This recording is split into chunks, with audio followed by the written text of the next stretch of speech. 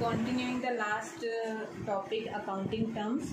Now we start next term of accounting, goods. अब ये goods क्या चीज़ें हैं? गुड्स वो आइटम्स हैं जो फिजिकल होती हैं नेचर में, that are physical in nature. और आइटम्स किस चीज़ की होती हैं? ट्रेड की होती है. अब ट्रेड क्या चीज़ होती है? ट्रेड मीन्स होता है सेल या फिर परचेज. ट्रेड का क्या मतलब है? सेल्स या फिर परचेज. तो गुड्स क्या हैं? Physical items of trade. Trade की वो फिजिकल आइटम्स हैं. फिजिकल मीन जिनको हम टच कर सकते हैं, देख सकते हैं, छू सकते हैं. तो physical items of trade, these are the physical items of trade. Item तो ट्रेड की है और जिनको हम खरीदते हैं किस लिए खरीदते होंगे? ट्रेड क्या है? सेल्स या purchase. which are purchased to sell, which are purchased for resale, उसको बेच के. अब गुड्स जो है वो सारी आइटम्स पर अप्लाई होता है जिसकी सेल्स या परचेज होती है. मतलब वो सारी आइटम्स जिसकी सेल्स होती है या परचेज होती है. फॉर एग्जाम्पल,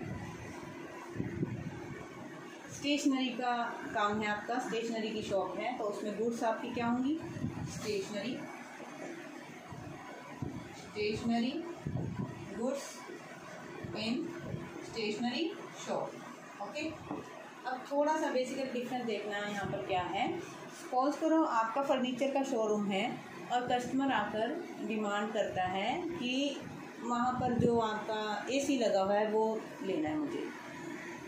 दुकानदार क्या कहेगा? शॉपकीपर क्या कहेगा? शोरूम वाला क्या कहेगा? ऑनर क्या कहेगा? उसको कहेगा ये बेचने के लिए नहीं बैठे हम, ये हमारा काम जो है फर्नीचर का है. दैट मीन्स उसका ट्रेड किस चीज़ में हो रहा है? फर्नीचर का हो रहा है. और फर्नीचर उसके लिए क्या है? गुड्स.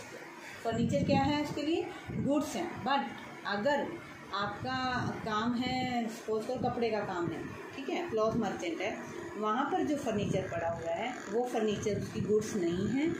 उसकी गुड्स वहाँ पर क्या है? जो उसका टेक्सटाइल है या रेडीमेड गारमेंट्स है, तो रेडीमेड कपड़ा है जो भी पड़ा उसका, वो उसकी गुड्स हैं. और जो उसकी दुकान में फर्नीचर पड़ा हुआ है वो फर्नीचर उसकी क्या है? एसेट्स. क्या है उसकी? एसेट्स. ठीक है. तो एसेट्स क्या होती हैं? जिनको हम सेल करने के लिए नहीं रखते, जिनको हम आगे उसका इकोनॉमिक बेनिफिट उठाने के लिए रखते हैं. ओके. बंद हो गया तो अभी रुक जाओ. अगर आपका मशीनरी का काम है, मशीनरी आप सेल परचेज करते हो, तो उसमें आपने फर्नीचर रखा हुआ है या आपने फिटिंग कराई हुई है या पंखे हैं, कोई कूलर है, एसी है, वो सब आपका, वो आपकी गुड्स नहीं है, वो आपकी एसेट्स हैं. इट मीन्स गुड्स क्या चीज़ हैं? जो कि सेल या परचेज के लिए हमने रखी हुई होती हैं या हमने खरीदी हुई होती हैं. क्लियर हो गया? ठीक है. अब गुड्स क्या चीज़ है? Physical items of trade which are purchase for resale, जिनको हम सेल करने के लिए बेचते हैं. अब स्टॉक क्या चीज़ है? Stock also an physical items. Stock is also physical items. Stock physical item means किस टाइप के एसेट्स है? स्टॉक हमारी टेंजिबल एसेट्स. कैसी एसेट्स हैं? Tangible assets. टेंजिबल एसेट्स कौन सी थी? विच कैन बी टच्ड और सीन, जिनको हम छू सकते हैं, जिनको हम दे सकते हैं. ये टाइप ऑफ टेंजिबल एसेट्स. ठीक है. और टेंजिबल एसेट्स हैं. और किस लिए होता है हमारा? हम स्टॉक किस लिए इकट्ठा करते हैं? किस लिए हम स्टॉक गोडाउन में डालते हैं? फिर से अगेन फिर से ये बात है टू सेल, बेचने के लिए. ठीक है. सेल करने के लिए जो आपके टेंजिबल एसेट्स हैं वो आपका स्टॉक है. अब स्टॉक जो है बिजनेस में दो टाइप का हो सकता है. ओपनिंग स्टॉक और क्लोजिंग स्टॉक. ओपनिंग स्टॉक का मतलब है जो स्टॉक आपके अकाउंटिंग ईयर के, मतलब जो आपका साल है अकाउंट्स का, जिसमें आप अकाउंट स्टार्ट करते हो और लास्ट में क्लोज करते हो एक साल के बाद, वो आपका अकाउंटिंग पीरियड माना जाता है, आपका अकाउंटिंग ईयर माना जाता है. तो उस अकाउंटिंग ईयर की स्टार्टिंग में जो आपका स्टॉक होता है वो आपका ओपनिंग स्टॉक होता है। और उस अकाउंटिंग ईयर के लास्ट में जो एंड में जो स्टॉक बचता है वो आपका क्लोजिंग स्टॉक होता है।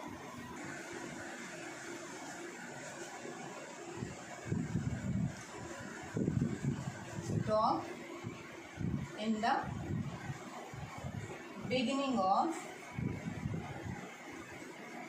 accounting year. Closing stock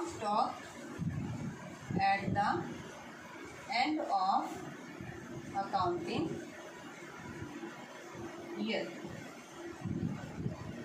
एक एग्जाम्पल ले लेते हैं। सपोज करो आपने चलो बिज़नेस अभी शुरू किया है। सपोज कर लिया हमने बिज़नेस अभी कमेंस किया है, शुरू किया है, स्टार्ट किया है। तो उस टाइम तो आपके पास कोई ओपनिंग स्टॉक नहीं है, ठीक है। उस टाइम आपने कहाँ से शुरू करना है अपना बिज़नेस? कैपिटल लगाकर परचेज से शुरू करना है। गुड्स परचेज किया आपने, रेडीमेड गुड्स परचेज किए हैं तो रेडीमेड का आपका बिज़नेस होगा। अगर रेडीमेड गुड्स नहीं परचेज किए हैं, रॉ मटेरियल परचेज किया है, कच्चा माल लाकर उसको पक्के में कन्वर्ट करके आप सेल करते हो, तो उसके बाद प्रोसेसिंग करके उसको आप सेल करते हो। सेल करने के बाद 1 साल तक आपकी जो ट्रांजैक्शन चलती रहती है। 1 साल के एंड में अगर कुछ स्टॉक बचा रहता है, अनसोल्ड स्टॉक बचा रहता है, that is called opening stock. It means this is the unsold stock. Unsold stock जो बिना बिका हुआ माल है, और बिना बिका हुआ माल है वो आपका अनसोल्ड स्टॉक है। नेक्स्ट ईयर के लिए ओपनिंग में हो जाएगा, क्योंकि अभी आपने बिजनेस स्टार्ट किया था, इस टाइम आपका ओपनिंग स्टॉक नहीं था, लेकिन साल के एंड में, अकाउंटिंग ईयर के एंड में जो स्टॉक आपका बचता है वो आपका अनसोल्ड स्टॉक है। तो that is called opening stock for next year. Next year के लिए वो ओपनिंग स्टॉक हो गया। और जो उस साल में, जिस साल में ये बचा था स्टॉक, उस साल के लिए कौन सा स्टॉक हो गया है? क्लोजिंग स्टॉक हो गया। समझ गया? मीन्स 1 साल के एंड में जो बिना बिका हुआ माल है उस साल के लिए तो वो क्लोजिंग स्टॉक है, और नेक्स्ट ईयर के लिए वो ओपनिंग स्टॉक है। ओके, तो क्लोजिंग स्टॉक क्या है? अनसोल्ड स्टॉक है। This is also unsold stock. Clear? Stock के काइंड्स कौन कौन से हैं? Type of stock. These are the category of stock कि कौन सा स्टॉक आपका ओपनिंग में है, ओपनिंग में था, और कौन सा स्टॉक आपका क्लोजिंग में बचा हुआ था। These are the category of stock, और these are the kind of stock. Kind of stock में नंबर 1 पर है stock of raw material. Means अगर आपकी कोई मैन्युफैक्चरिंग यूनिट है, मतलब आपका बिजनेस जो है किस टाइप का है, आप मैन्युफैक्चरिंग यूनिट लगाई हुई है, रॉ मटेरियल आप खरीदते हो, फिर उसकी प्रोसेसिंग करके आप उसको फिनिश्ड गुड्स में कन्वर्ट करते हो, जिसको आपने मार्केट में बेचना होता है। तो उस रॉ मटेरियल को ज़रूरी नहीं है कि वो सारा रॉ मटेरियल आपका यूटिलाइज हो जाता है उस साल। तो उस रॉ मटेरियल में से भी कुछ पार्ट जो है, कुछ स्टॉक साल के एंड में बच जाता है, तो उसको बोलते हैं स्टॉक ऑफ रॉ मटेरियल।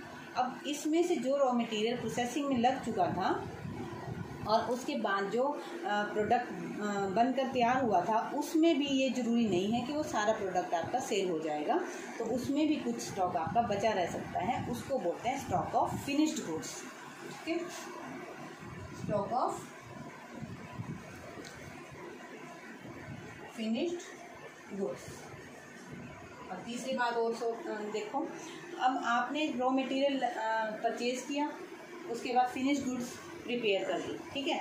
और ये भी ज़रूरी नहीं है कि आपके ऑर्डर आते रहेंगे और आपका सारा का सारा माल जो है बनकर तैयार हो सकता है। नहीं, ऑर्डर के टाइम हो सकता है आपने उस ऑर्डर को तो पूरा कर लिया, लेकिन आपका प्रोसेसिंग में माल बनता चला जा रहा है, उसको आप बोलेंगे वर्क इन प्रोग्रेस। जो काम चल रहा है, सेमी फिनिश्ड गुड्स होती हैं, जैसे stock of semi finished goods भी बोल सकते हैं, और इसको वर्क इन प्रोग्रेस भी बोल सकते हैं। Work in progress, work in progress means that is neither raw material and nor finished goods, that is under process. Next one is receipts. आप सीरियल नंबर अपने आप डालते रहना, ठीक है। रिसीट्स का मतलब है, ये रिसीव वर्ड से बना है। कौन से वर्ड से बना है? Receive word. रिसीव का क्या मतलब होता है? कुछ मिलना, कुछ प्राप्त होना। अब रिसीट्स क्या है? बिजनेस में हम किसकी बात करते हैं? पैसे की बात करते हैं। तो रिसीट्स भी पैसे से रिलेटेड है। अमाउंट रिसीव्ड या फिर रिसीवेबल, कि या तो आपको पैसा मिल चुका है या आपको पैसा मिलना है। ठीक है, अमाउंट रिसीव्ड और रिसीवेबल ऑन सेल और परचेज,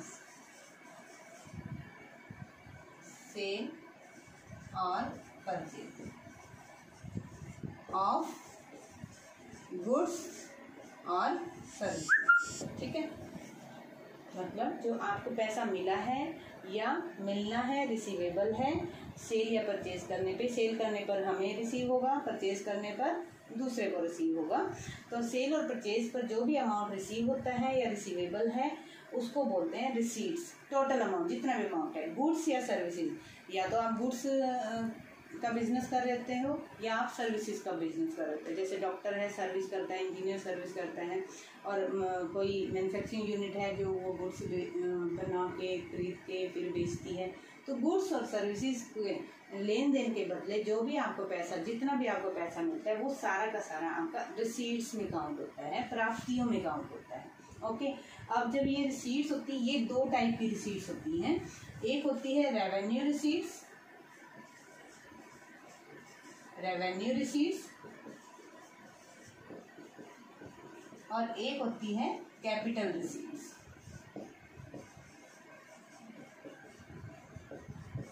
रेवेन्यू रिसीट्स का मतलब क्या है? रेवेन्यू रिसीट्स का मतलब है जो आप नॉर्मली जो बिजनेस कर रहे होते हो ना, बिजनेस के नॉर्मल कोर्स ऑफ बिजनेस के दौरान जो आपको पैसा मिलता है वो आपकी रेवेन्यू रिसीट होती है, सेल या परचेज करने से, गुड्स या सर्विसेज के। ठीक है, revenue receipts amount receive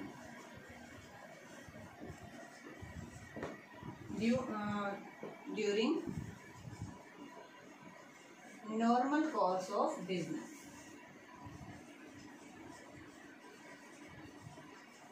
normal course of business का मतलब क्या है? जिस चीज का आप बिजनेस कर रहे हो, जिस चीज की भी आप ट्रेडिंग कर रहे हो, जिस चीज का भी आप काम कर रहे हो, उस काम के दौरान जो आपको पैसा मिलता है सेल परचेज करने से, उसको बोलते हैं रेवेन्यू रिसीट्स। ठीक है, आफ्टर सेल्स, सेल करने के बाद।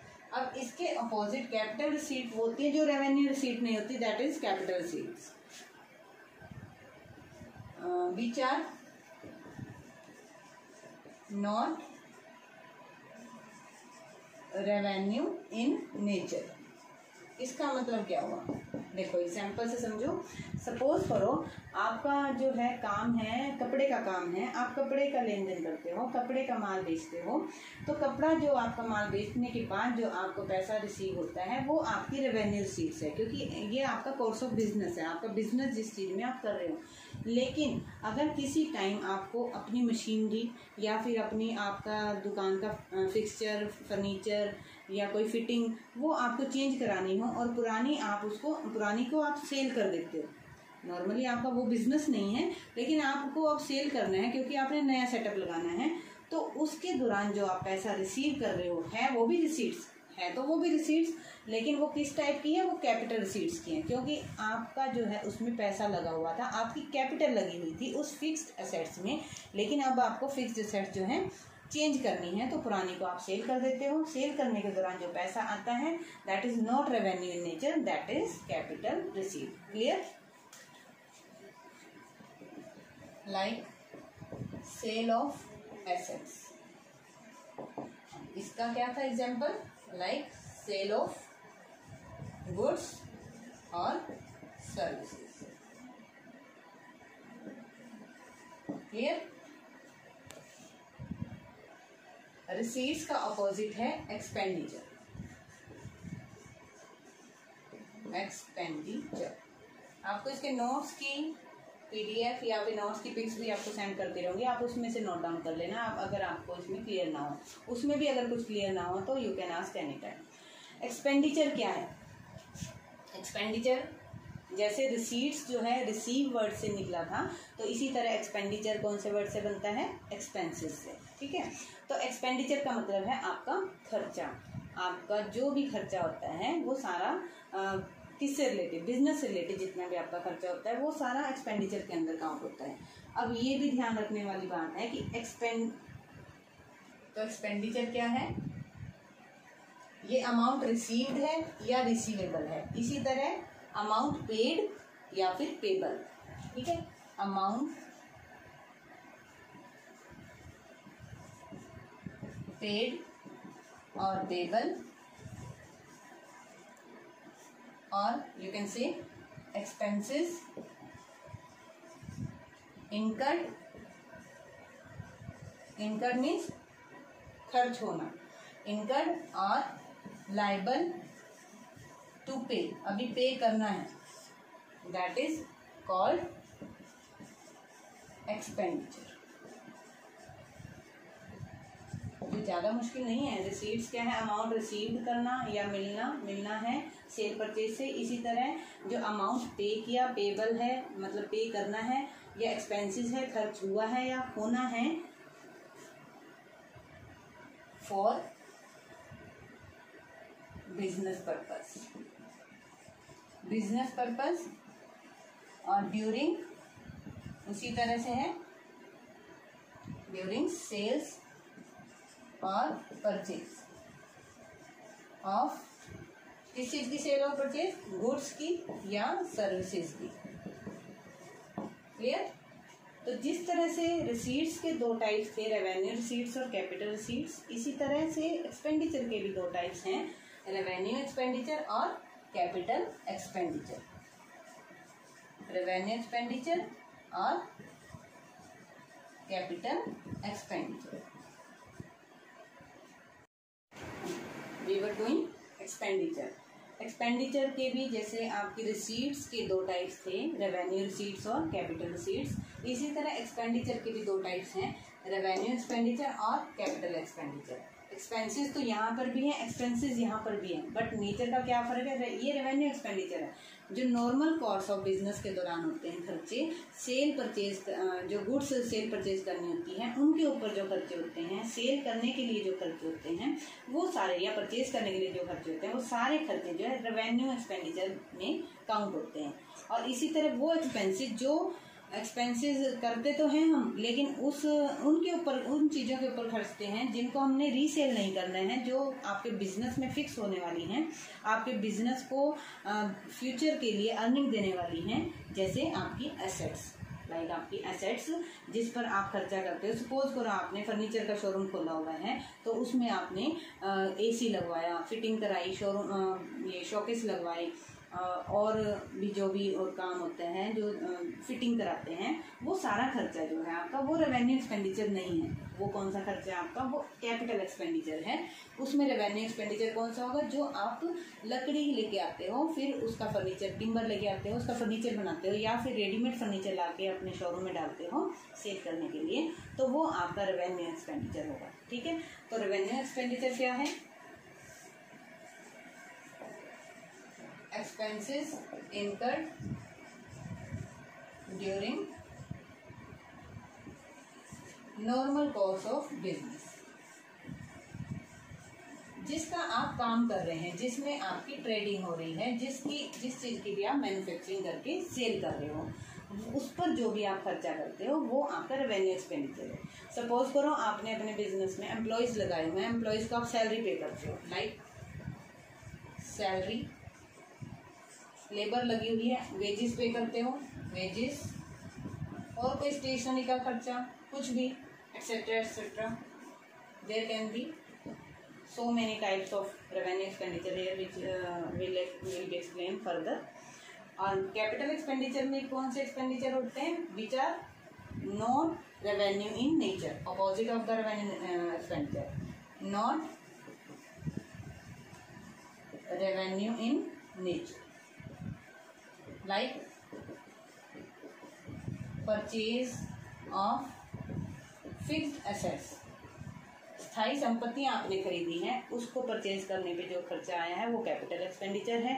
या फिर आपने उन एसेट्स को आपने अपने बिजनेस में प्लांट करना है, आपने अपने बिजनेस में फिक्स करवाना है, उस पर जो खर्चा आता है, जैसे आपने AC लेके आए हैं, AC आपको फिटिंग करानी है उसकी, तो वो खर्चा जो है वो खर्चा भी आपका कैपिटल एक्सपेंडिचर के नेचर का होगा, not in revenue expenditure. Okay, and most of all एक और एक्सपेंडिचर इससे अलग, बिल्कुल अलग होता है, उसका नाम है डेफर्ड रेवेन्यू एक्सपेंडिचर।